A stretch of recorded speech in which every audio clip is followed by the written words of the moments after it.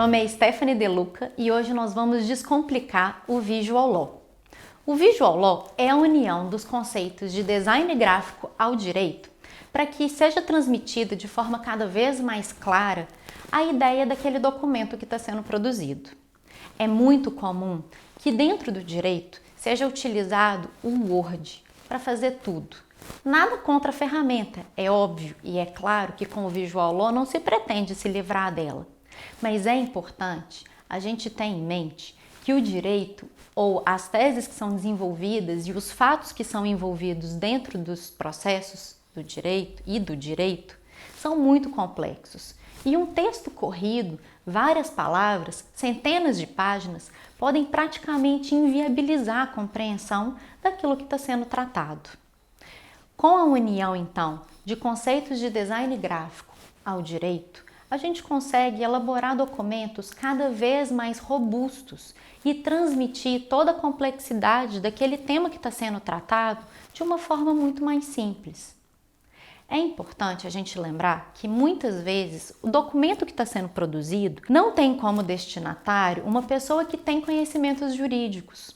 E quando vem aquele texto repleto de palavras complicadas, isso dificulta muito a vida e às vezes torna o documento até obsoleto. A gente tem, por exemplo, dentro de grandes corporações, contratos que são feitos dentro do jurídico ou por escritórios de advocacia, mas que quem os utiliza são a ponta da empresa, são áreas responsáveis por fornecimento de produtos ou por aquisição de produtos ou por vendas, enfim, áreas diversas da empresa compostas por pessoas que não têm a mais vaga ideia do que é a parte jurídica do negócio. Então, fazer um contrato cheio de regramentos e cheio de termos que só advogados ou só profissionais do direito entendem, faz com que aquele contrato às vezes sequer seja cumprido.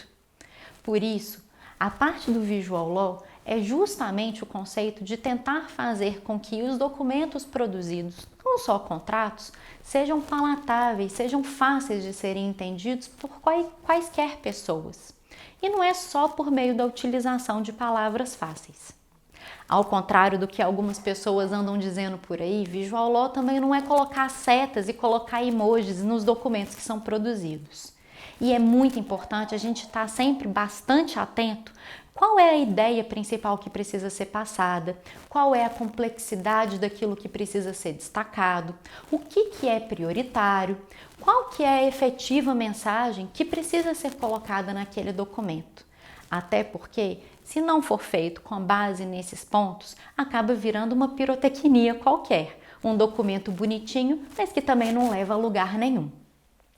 Então, a gente já tem visto no mercado aplicações do Visual Law em várias formas.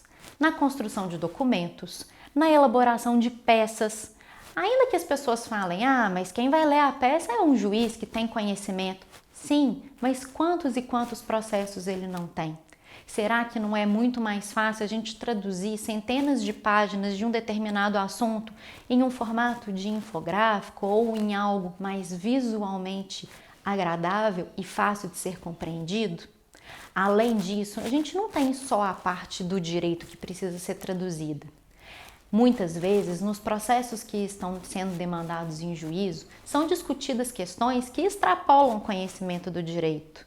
A gente tem várias carteiras, por exemplo, de demandas estratégicas que discutem sobre questões de energia, questões contratuais super complexas. E nem sempre os julgadores têm conhecimento daqueles outros assuntos que estão sendo tratados. Em razão disso, o Visual Law serve também para poder descomplicar a parte fática das teses. Fazer com que os julgadores entendam muito bem sobre a temática que está sendo discutida, além da parte jurídica que ele domina.